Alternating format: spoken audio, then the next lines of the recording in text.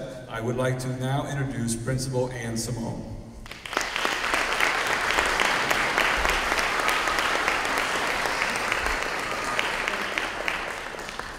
Good evening. I see a few familiar faces because I was here at a previous new parent orientation and an existing parent. Today I had the opportunity to attend a staff meeting and meet all of the remaining staff members that I haven't met when I came back in April. I want to first say thank you. I am a parent and a grandparent. I've had experience as a teacher, experience as an assistant principal and a principal, both in the public schools. Spent 25 years in Palm Beach County Public Schools, and I spent 7 years now in a private setting. I have had experiences much like you as parents have, as well as what the teachers have gone through, because change is not always an easy thing. First-year schools are not an easy thing. Starting something new is not an easy thing. But one thing that I did say to Greg, most recently, and to Jeanette, and today to the staff is, what I know about this school is you have something special happening because you are able to sustain yourselves through all of those difficult times. What I'm here for is to tell you what my vision is as far as what my role will be as your new principal, working alongside of Jeanette. I feel, let me back it up a minute. When Greg and I and Diane first met in October, it took me a minute. He said, "I know you." And I said, "That's right," because we had met when I was a private school principal at a different school.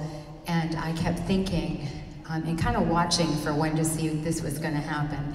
So here it is, you know, fast forward. One of your existing parents or parents that were here earlier in the year had mentioned to him about, you have to meet, you know, this principal. She was the principal for my son, and that's when we realized, you know, it's a small world because here we all were together. But I take very close to heart, and I tell everyone this, how your children are treated at the end of the day. It's not about us as staff members, it's not about us as parents, and I'm a parent and a grandparent, but I work for your children. And when people say, "Who do you work for?" I say, "I work for the children of Palm Beach County." They're like, "Are you a public school administrator? Are you a private school administrator?" I said, "I work for all the children I serve in Palm Beach County." So I know the most important things and some of the concerns that were addressed, and I've kind of followed. I've read all the budget and the board meeting minutes, and I followed even before I officially agreed or was offered this position. Communication is something that is such a difficult, you know, on every campus, it becomes an issue if we're not in front of it. That is a strong suit that I have, not again because I'm the super administrator. I tell everyone, when you've lived long enough and you've learned, you know, baptism through fire the hard way, you learn to be in front of communication. I can tell you, all parents, as a parent, I expected a response. When I was raising my children, there was no emails going on. That'll tell you how that was. It was phone calls, it was the agenda, it was letters home. With communication, what happens, I believe, especially with use of emails or texting, sometimes we take it for granted that somebody's going to get it just like this. I promise parents, I get back to parents within a 24-hour period. And usually before. As far as some of the issues, as far as discipline, what I talk to parents about was what I talk to students about, is what I talk to staff about, is being proactive and in front of things. I want to be in front of communication. I am. I have a history of being in front of communication issues. I have a history of being in front of behavioral or discipline issues. And I do that by empowering. And I know at the last meeting I said something about bullying when I went to my existing school. I'm still a principal now. I'm phasing out. I got my foot out there and my foot in here. And when I first met the staff and the parents, I said, I'm an anti-bullying campaign person. What I mean is, and please hear me out, I don't spend time on the anti-anti. What I spend time on is empowering kids and helping them develop the language of respecting each other and respecting themselves and respecting their teachers. And it's the same thing that I lead by example. It's what I expect from myself. It's what I expect from staff. So we lead by example. I can, it's loving, it's firm, it's consistent. What I do is, I developed in the school where I had gone into most recently. I've been there 2 years. I first got there and there were a lot of issues where kids were being unkind to each other. I gotta be honest, sometimes, an adult here or there. So my thing was, okay, let's wrap this up. We had to start over. And what I meant was, I said, let's take down those signs. We developed our social contracts. I've done it for the past 7 years in my schools and found it very, very effective. And what it is it's let's talk about what we're going to do. Children need to hear an alternative. I'm an adult. I need an alternative. It's not don't do this, it's try this. And it's leading by example. It's social contract. We decide as a team, the class decides. We want, what words are we gonna use? We're gonna use respect, we're gonna use kindness, we're gonna use taking turns, we're gonna use honesty. We get up the list of words. They're gonna sign off on that, and so are the teachers, and so am I, and we're all gonna do that. And what we're talking about is modeling it daily. We spend the first 2 minutes of class. We don't start our day without visiting our social contract. That's how our day begins. And we spend a few minutes on it, we talk about it, the kids give us examples, and we move on. An incident happens, an hour into the day, we stop, we take a look. What can we do to change that? We pull, there's a peace table at the back. Kids are able to work it out with the facilitator. What happens with that is it changes a culture. It changes a culture of what our household looks like or what our school looks like. So these are just some of the examples, and I can be more clear with even curriculum and things that I've put together as far as social contracts are concerned. Because what I've learned is about children, just like people, are gonna make mistakes. They're gonna say or do something that's unkind. It's human nature. It's my job, and it's our job in the schools to turn it around and to support you as parents to do that. And one of the ways to do that is to invite you in to see what the social contract's all about. I've done parent workshops where we've come up with our own social contract as parents. So I ask the parents to sign off on a social contract, so we practice, and we're all using the same language. And when you have students, because again, human, in our humanness, we all make mistakes and we don't always make the best choices. But it's redirecting and giving the students the language and helping empower the person that has been mistreated by giving them the tools to be able to work through that with facilitation.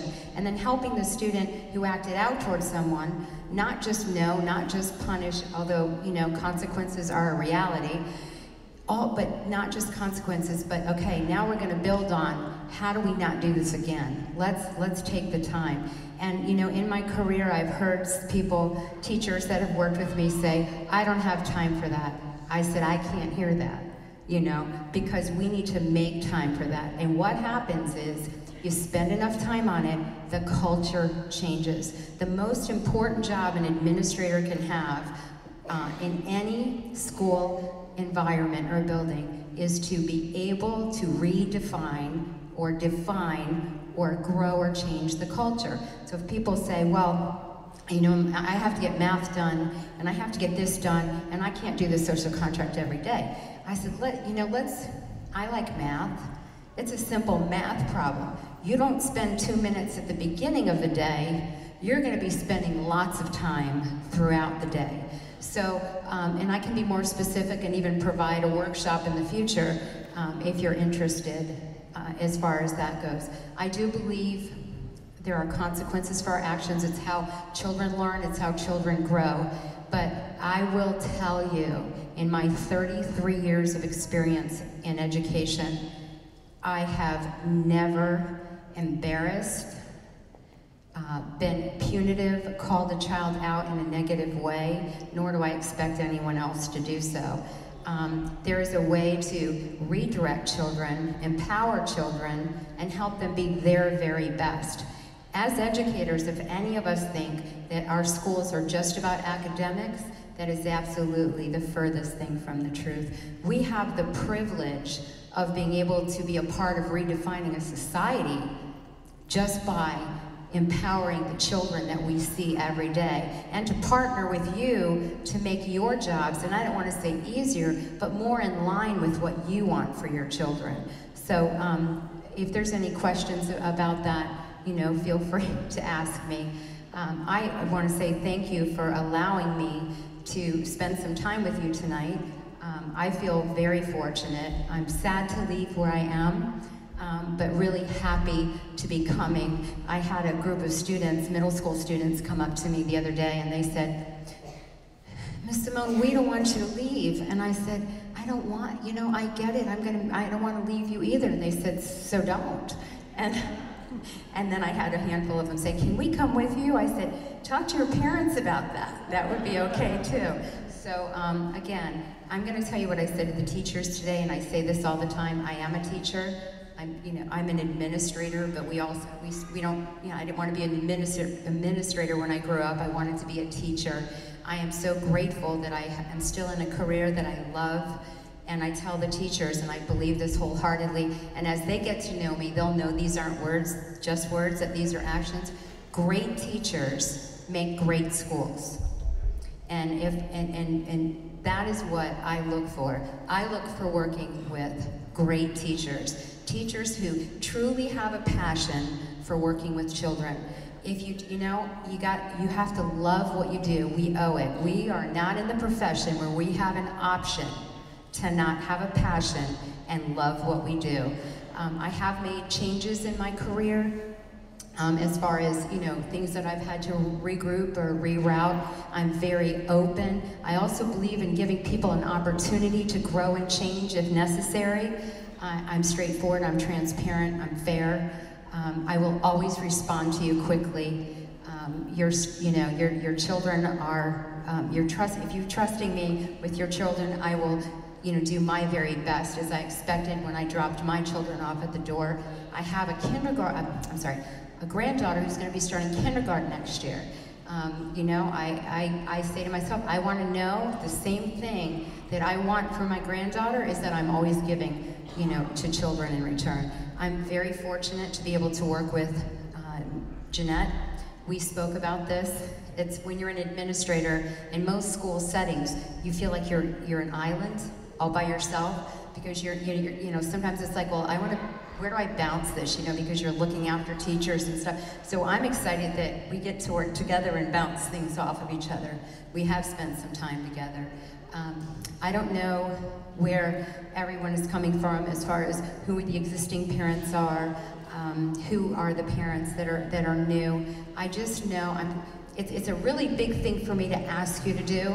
But I'm asking you, if you have an interest in Eagle Arts Academy, even if this year you have found some struggles that you didn't expect, and you know, it's expecting the unexpected, I ask you to just take that leap of faith and work with me this upcoming year. I promise you, I can't promise you that things will be perfect. That's not the way the world works. I can promise you regular communication, support for your children, working hard every day for you, being open to constructive criticism, and I'm pretty good with, even if it's not constructive, being able to meet you in a middle place. I've been fortunate to work with families and students from all over Palm Beach County, and I wouldn't have it any other way. As a middle schooler, what does that mean for me? Because when you're in a K-8 school, and I have 7 years or more experience in a K-8 setting, it's very important. You're a school, but you're two schools in a school. I feel that we have to rightfully acknowledge developmentally what a middle schooler is versus what an elementary school student is. So one of those comes with student government and leadership. You know, another thing, so if they're going into the 7th grade, they will be those little trailblazers. I work really closely with my middle schoolers, as I do any students, as far as developing leadership and allowing them opportunities to do something different. So we'll talk more about the curriculum part, but I will tell you that you know, middle schoolers are near and dear to my heart as well, and it's different. And they want to be recognized as such. Because again, tomorrow's my first day sitting down with with Miss LaFleur. We talked just a minute, I think, in between to try to figure this out. Let me back it up. If I'm just coming in today and I'm taking a look at the whole looping thing and just my own experiences, as a parent, I'd be sitting in the chair saying the same thing as, well, I came here to loop, I thought we were going to loop. So I like your explanation, because from the teacher perspective, in a perfect world, not having to open in 30 or put a school together in 33 days, you would bring in teachers with a commitment to looping right when they came in. And then there'd be a looping group and a non-looping group, just so you see how I think. So futuristically, if that's what we're looking at doing and keep doing, we would be able to secure that so that you would know, yes, this teacher is looping. This is how this is going to work. You know, everyone doesn't learn to ride a bike at the same time. I always say that. You cannot, I could never as an educator expect everyone to be in the same place. I tell people this story all the time so you get to know. There's things that I picked up on growing up just like that. I have 3 daughters and they had 3 different ways of doing things. So in that, I'm hoping as I take a look is to make sure within the classroom setting, the remediation and enriching is taking place, and it's a constant. And it's not difficult to do, it's just in the planning of making sure. Now I know there's certain requirements of certain things we have to have done because we're still a charter versus, private school setting. But I always say, wait for it, wait for it, wait for it. If you give the kids a minute, they're gonna get there. You just have to have the right things in place. So as far as differentiated instruction and pacing, it's looking at a classroom setting that is continually remediating and enriching, and it's just how it is set up. And I don't want the teachers to be, scared or freaking out back there, because it's really something that I've implemented year after year and worked with some great teams to make that happen, so that, every student is working at their pace, and I said we don't push them. I like to pull students, So if we have to pull them, there's things that we can put in place for that too. In addition to that, by coming to this school, the 2 programs that you'll get at our school that you won't get in any other school in Palm Beach County, private or public or charter, is access for free to 2 programs. One is IXL and one is iReady. These are game-based repetition programs. So to give you an example, when I started the school, I did this because my daughter had an auditory deficiency and she needed a visual attachment. So about a month ago, she came to me for a 7th grade math test, so she doesn't even go to the school. And based on that, I couldn't help her, and she didn't understand it from the teacher. And I put her on IXL, and I matched the 2 chapters of the test, and she ended up getting an 80 on the test. So what she missed or didn't understand, we were able to link it up to these programs that are set to the standards per grade level, and she was able to repetition and game-based learning have access to this and learn what she needed to learn. So just parents, as you know, those accounts are annual accounts. If you're currently in the school, your access for the summer for both programs goes all the way into the fall. So you can fully take advantage of IXL and iReady over the summer and prepare them moving forward. So that's one of the benefits by coming to the school. I don't think I coined the phrase choice work correctly this past year. I think I'm going to retire it out of the dictionary. I actually, here, right here, well, I made a mistake, okay, I admit it.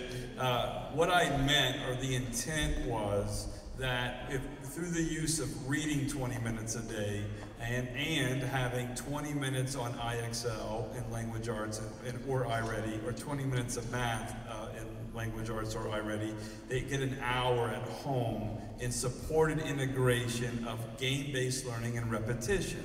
So if the teacher was teaching a lesson that they did not understand today, and if the parent knew what the lesson was based on it being in the agenda, you as a parent could ask them to go over what they learned earlier in the day and therefore make sure that they were comfortable by playing the game or doing the repetition of IXL. They understood and prepared to move forward. That was the concept. Maybe it wasn't completely communicated clearly.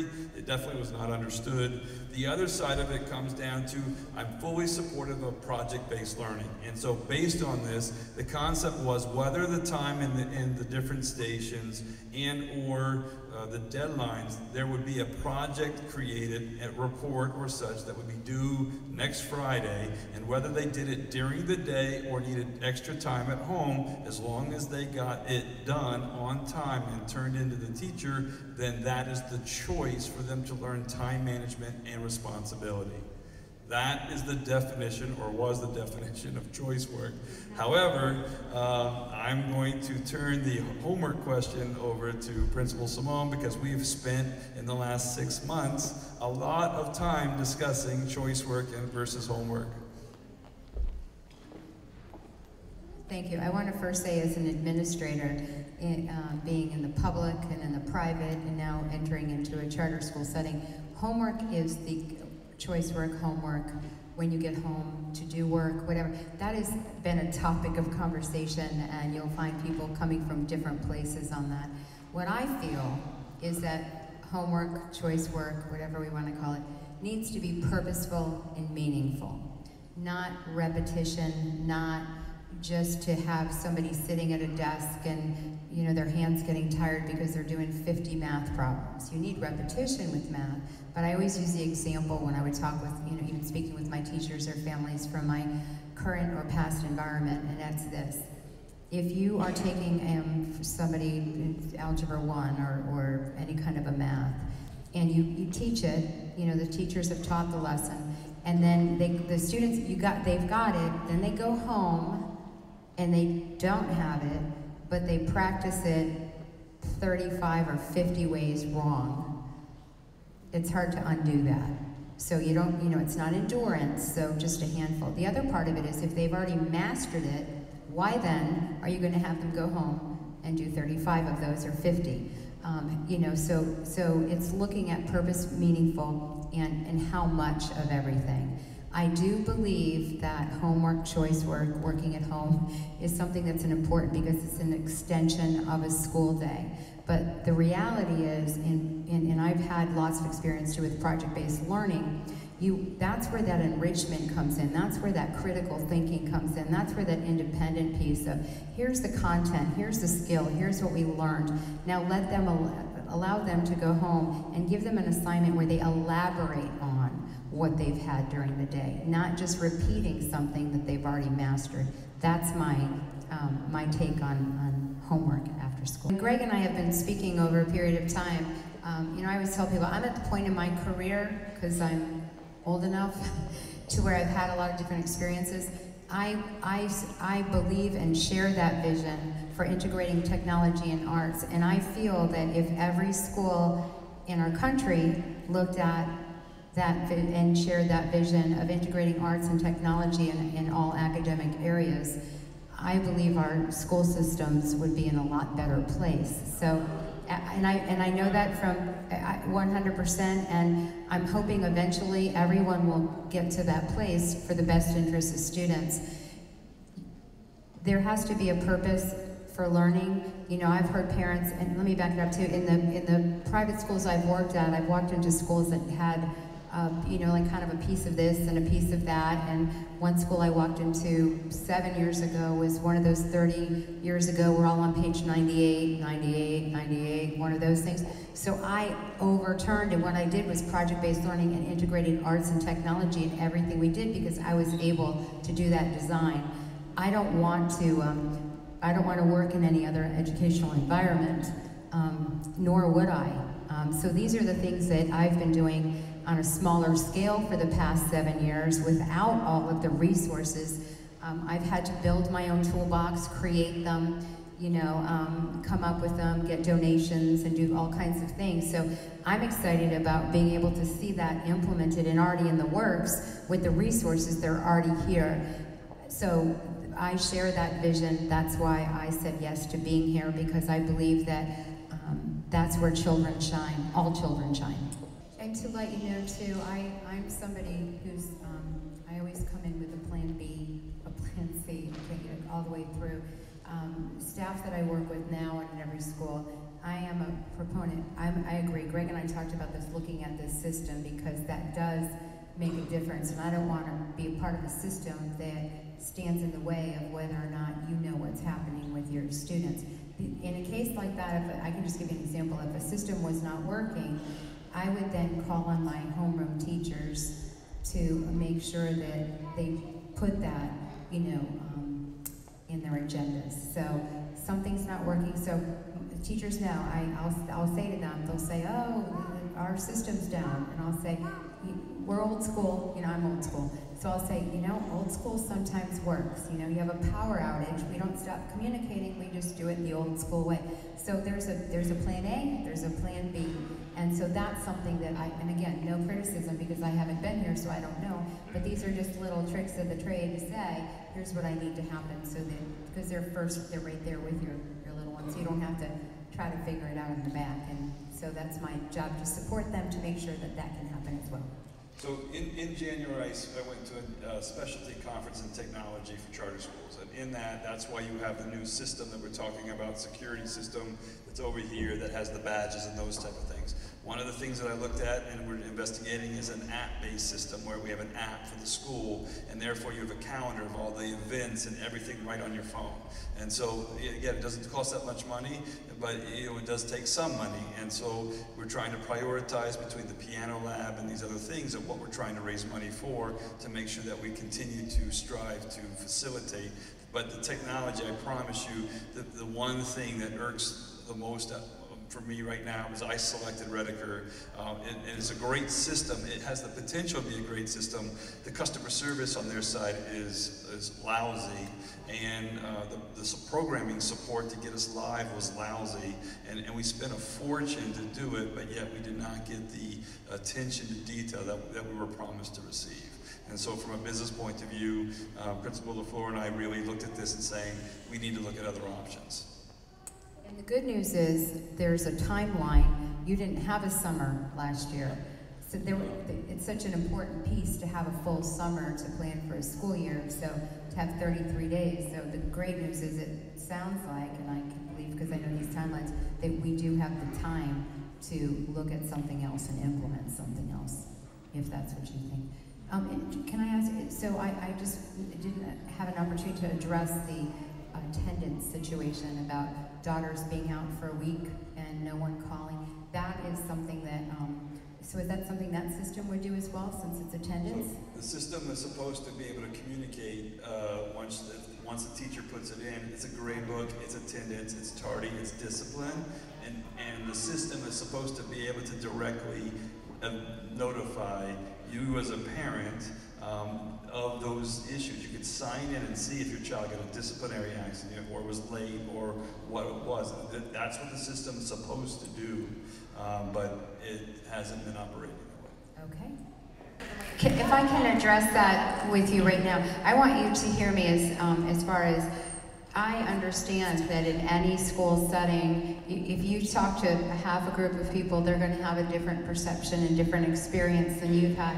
I appreciate all of the great things that are happening, and I can see them, I can feel them. But I don't want to disregard a need for any change, because I'm here to help walk you and the students through a positive change, and to, challenges don't scare me. I always say, I was a single mom, I raised 3 teenage girls. I'm still here. Administration is a cakewalk compared to that. But I truly want to let you know that I will do anything to support you. I tell parents that I work with all the time, there are no wrong answers. I'm here to serve your children, and if you have to tell me something that's uncomfortable, it's okay. My job is to get them where they need to be. It's all about them and me supporting you. So you can email me, and again, I'm going to be around here and there, and I can spend some time on that. So just let me know. There are no wrong answers.